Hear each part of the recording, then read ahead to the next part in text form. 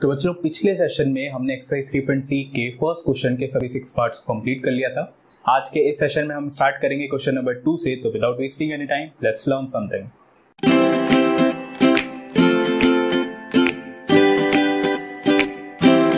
बच्चों एक्सरसाइज 3.3 का question number 2 हमें कहता है कि दो पेयर ऑफ लीनियर इक्वेशन दी गई है, उनको सॉल्व कीजिए और सॉल्व करने के बाद जो x और y की वैल्यू आएगी उसी इस इक्वेशन के अंदर फिट करना है। y = mx + 3 और m की वैल्यू निकालनी है। तो अल्टीमेटली आपको x और y तो निकालना ही है, फिर उसे इस वैल्यू में इक्वेशन में पुट करना है और m की वैल्यू निकालनी है।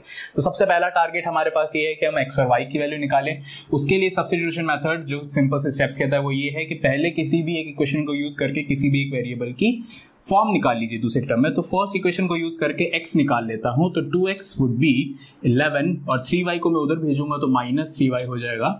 और इसी तरीके से x के कोफिशिएंट को उधर भेज देता हूं तो x वुड बी 11 - 3y / 2। ये मेरे पास इक्वेशन नंबर 3 आ जाती है। सब्स्टिट्यूशन मेथड हमें कहता है कि अब हमें करना है substitute value of x in equation 2। Equation 1 में दोबारा पुट नहीं करेंगे, इक्वेशन 2 में पुट करेंगे। तो इक्वेशन 2 में अगर मैं x की वैल्यू डालता हूं तो 2 × x is what 11 - 3y / 2 -4y = -24। अब यहाँ पे मेरे पास एक सिंगल वेरिएबल में इक्वेशन है जिसमें 2 से 2 कैंसिल भी हो रहा है। तो 11 - 3y -4y would be -7y = -24। तो अगर आप -7y को उधर ले जाए राइट हैंड साइड में तो प्लस का हो जाएगा, -24 को इधर ले आए तो वो प्लस का हो जाएगा। तो 11 + 24 = 7y, ये आपने कर लिया। और यहाँ से आप y की वैल्यू निकाल सकते हैं। देखिए 11 + 24 is 35 = 7y implies y = 35 / 7 which is 5। तो y की वैल्यू आपके पास 5 आ गई। अब आपको क्या करना है, put value of y in equation. कौन सी इक्वेशन में आप चाहें तो फर्स्ट में डालिए, सेकंड में डालिए, पर थर्ड में डालेंगे तो कैलकुलेशन पार्ट थोड़ा इजी हो जाएगा। तो आप डाल सकते हैं थर्ड के अंदर x would be equals to 11 - 3 × y is 5, तो 3 × 5 is 15 / 2। तो 11 - 15 is -4 / 2। तो x की वैल्यू आ जाती है आपके पास -2। क्वेश्चन आपका यहीं पे खत्म नहीं हुआ है, आपको x और y की वैल्यू इस गिवन इक्वेशन में पुट करनी है। तो आपके पास इक्वेशन जो है वो है y = mx + 3। आपको इसके अंदर y की और x की वैल्यू पुट करनी है और m का आंसर निकालना है। तो मैं इसको थोड़ा सा ऊपर सॉल्व कर देता हूं आपके लिए। तो हमारे पास इक्वेशन है y = mx + 3 implies जो y की वैल्यू है वो है आपके पास 5 would be equals to m into x। x की वैल्यू हमने अभी -2 निकाली है, -2 रख देंगे +3। अब इसको m के लिए सॉल्व कर लेंगे। तो देखिए अगर -2m को आप इधर ले आएंगे तो प्लस का हो जाएगा, तो यहाँ पे प्लस का 2m हो जाएगा और उधर हो जाएगा 3। 5 को उधर भेजेंगे तो -5, तो इट वुड बी 3 - 5 इज -2। और m के कोफिशिएंट को भी अगर आप -2 के पास भेजेंगे तो वो डिवाइड में चला जाएगा और m का आंसर आ जाएगा -1। तो इस क्वेश्चन के लिए m का आंसर आ गया -1। क्वेश्चन नंबर 2 हमने कर लिया। क्वेश्चन नंबर 3 के पार्ट्स में चलते हैं बच्चों। क्वेश्चन नंबर 3 का फर्स्ट पार्ट जो है एक प्रॉब्लम है जो कहता है आपको कि difference between 2 numbers is 26 and 1 number is 3 times the other number. तो आपको दोनों नंबर फाइंड आउट करना है। तो ऐसे क्वेश्चन जो वर्ड्स में आते हैं सबसे पहले तो आपको उनके लिए वेरिएबल को अज्यूम करना पड़ता है, क्योंकि इक्वेशन आपको बना के दी हुई नहीं है, तो पहले इक्वेशन डिराइव करनी है। तो हम मान लेते हैं कि हमारा जो फर्स्ट नंबर है जो कि हमारा ग्रेटर नंबर भी है अमंग 2, उसको हम x मान लेते हैं, यानी x जो है वो बड़ा है, और जो सेकंड नंबर है उसको हम y ले लेते हैं। तो y जो है वो x से छोटा है, सेकंड नंबर हमारा y है। चलिए हमारे पास 2 स्टेटमेंट है, दोनों स्टेटमेंट को यूज करके हम 2 लीनियर इक्वेशन बनाते हैं।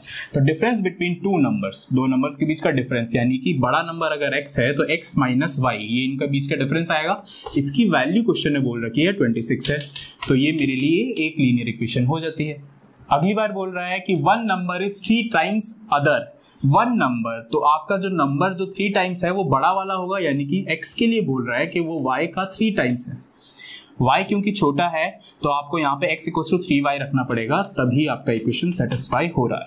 तो दो इक्वेशन मेरे पास आ गई और सब्स्टिट्यूशन मेथड से अगर मुझे सॉल्व करना है तो मेरा काम भी आसान हो गया। सबसे पहला स्टेप जो मैं लेता हूँ वो x को रिप्रेजेंट करता हूँ y की टर्म में, यहाँ पे एक इक्वेशन डायरेक्टली वो काम कर रही है। तो मुझे अब डायरेक्टली स्टेप 2 में जाना है, यानी कि substitute value of x in equation 1।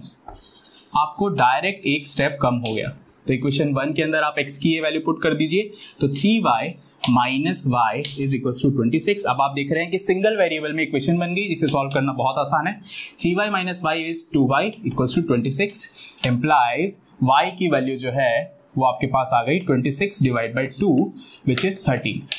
y की वैल्यू 13 आ गई है। अब आपको अगले स्टेप में करना है put value of y in equation.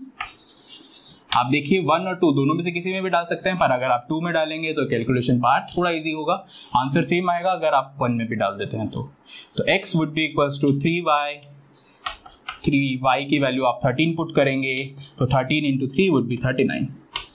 तो फर्स्ट पार्ट के लिए आपका x की वैल्यू 39 और y की वैल्यू 13 आ जाती है। चलिए सेकंड पार्ट को भी देख लेते हैं बच्चों। सेकंड पार्ट आपको कहता है कि larger of to supplementary angles exceed the smaller by 18 degree, यानी कि दो एंगल्स की बात हो रही। तो सबसे पहले हम मान लेंगे हमारा वेरिएबल, यानी कि फर्स्ट एंगल जो कि बड़ा भी है उसको हम x ले लेते हैं, और सेकंड एंगल जो कि थोड़ा छोटा है फर्स्ट से, सेकंड एंगल को क्या लेना है, y लेना है। आपको एक ही स्टेटमेंट में दो कंडीशन दे दी गई बच्चों। पहले तो ये बोला है कि जो लार्जर है यानी कि x है वो y से कितना बड़ा है, एक्सीड स्मॉलर बाय 18 डिग्री, यानी कि y में अगर मैं 18 को ऐड कर दूं तो वो x है। ये मेरा इक्वेशन नंबर 1 बन गया। इसी स्टेटमेंट में उसने बोल दिया कि दोनों एंगल सप्लीमेंट्री एंगल है। तो बच्चों सप्लीमेंट्री एंगल आपके ज्योमेट्री के नॉलेज से आपको पता होना चाहिए, वो एंगल होते हैं जिनका समेशन 180 डिग्री होता है। अगर सप्लीमेंट्री की जगह कॉम्प्लीमेंट्री कहता है तो उन दोनों का समेशन 90 डिग्री रहेगा। तो सप्लीमेंट्री एंगल यानी जिनका सम 180 डिग्री है। तो दो लीनियर इक्वेशन मेरे पास आ गई, सॉल्व कर लूंगा। पहला स्टेप सब्स्टिट्यूशन मेथड का डायरेक्टली स्किप हो गया क्योंकि x की वैल्यू डायरेक्टली y की फॉर्म में मुझे मिल गई है। अब मैं उसको सब्स्टिट्यूट करना स्टार्ट करता हूं। Substitute value of x in equation 2। Second equation में x की वैल्यू डायरेक्टली सब्स्टिट्यूट कर देता हूं। तो x की value is y plus 18 plus y is equal to 180। अब देखिए आपके पास जो इक्वेशन बनी वो सिंगल वेरिएबल में बन गई है। y plus y is 2y, और अगर आप 180 माइनस 18 करेंगे तो आपके पास आ जाएगा 72 162 implies y equals to 162 divide by 2, this comes as 81 degrees. तो y की वैल्यू 81 डिग्री आ गई। आपको पुट करना है अगले स्टेप में, put value of y in equation 1 और 2 दोनों में से किसी में पुट कर सकते हैं, पर 1 में पुट करेंगे तो कैलकुलेशन थोड़ा सा आसान रहेगा। तो x इक्वल्स टू y की वैल्यू आप 81 पुट करेंगे प्लस 18, तो y की वैल्यू आपके पास आ जाएगा 99, x की वैल्यू आ जाएगा 99। तो x की वैल्यू 99, y की वैल्यू 81। क्वेश्चन नंबर 3 का सेकंड पार्ट कंप्लीट होता है। थर्ड पार्ट की तरफ चलते हैं। तो बच्चों थर्ड पार्ट जो क्वेश्चन है, आपने पहले भी इस टाइप के क्वेश्चन किए हैं कि क्रिकेट कोच है, अगर वो 7 बैट्स और 6 बॉल को परचेज करती है तो उसको 3800 रुपीज पे करने पड़ते हैं, और अगली बार जब वो 3 बैट्स और 5 बॉल्स को परचेज करती है तो 1750 रुपीज उसको टोटल पे करना पड़ता है। तो आपको 1 बैट और 1 बॉल का प्राइस पता करना है। तो मैं मान लेता हूं सबसे पहले x और y एज्यूम करना है। तो price of 1 bat is equals to x, ये हमने पहले भी किया इस टाइप का क्वेश्चन। और similarly price of 1 ball is y, ये आपने अज्यूम कर लिया। अब हम इसकी फर्स्ट स्टेटमेंट की इक्वेशन बना लेते हैं। तो एक बैट का प्राइस अगर x है तो 7 बैट का हो जाएगा 7x, और बॉल्स भी लानी है तो एक बॉल का y है तो 6 बॉल का हो जाएगा 6y। This amount is equal to 3800, ये हमें गिवन है। ये हमारा फर्स्ट इक्वेशन।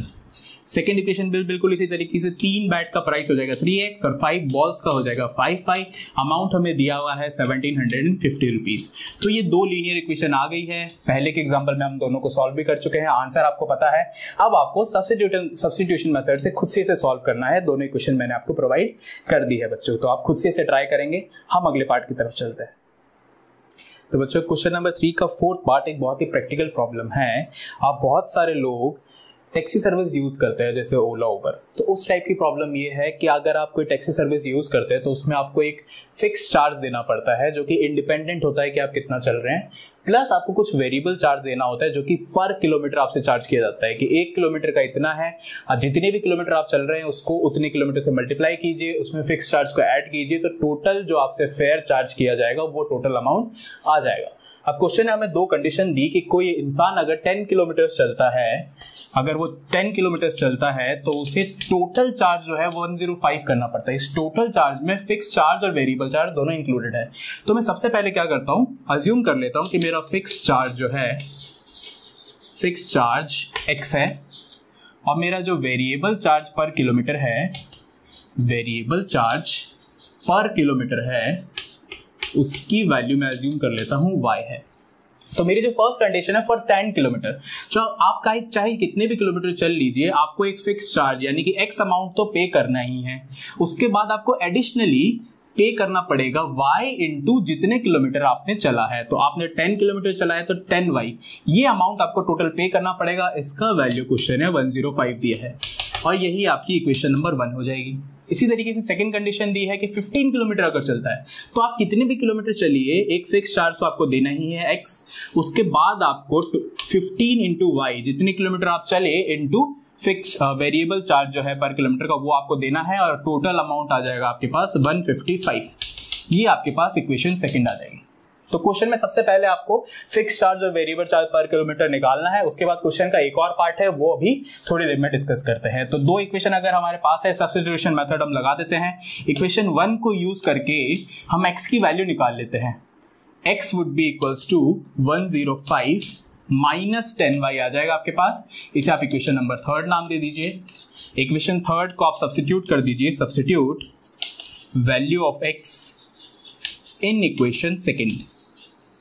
तो इक्वेशन सेकंड में आप सब्स्टिट्यूट करेंगे तो आप देखेंगे x की वैल्यू आपने सब्स्टिट्यूट करी 105 माइनस 10y, उसके बाद आगे था plus 15y is equals to 155। आप देखिए सिंगल वेरिएबल में इक्वेशन आपके पास रेडी है। यहां से आप 15 माइनस 10 करेंगे तो 5y आ जाएगा, तो आपके पास 5y आ गया। और 105 को अगर आप उधर भेज देते हैं तो 155 माइनस 105 विच इज 50 implies, अगर आप y के कोफिशिएंट को उधर भेज देंगे तो डिवाइड में आ जाएगा, y would be equals to 50 divide by 5 which is 10। तो y यानी कि जो आपका वेरिएबल चार्ज पर किलोमीटर है वो आपके पास आ गया 10 रुपीज, यानी कि हर किलोमीटर के 10 रुपीज देने पड़ेंगे आपको। अब आप y की वैल्यू को पुट करवा देंगे, put value of y in equation 3। अगर आप चाहें तो फर्स्ट या सेकंड में भी रख सकते हैं, आंसर में कुछ चेंज नहीं आएगा, थोड़ा सा कैलकुलेशन लंबा हो सकता है। तो मैं 3 के अंदर पुट करवाता हूं।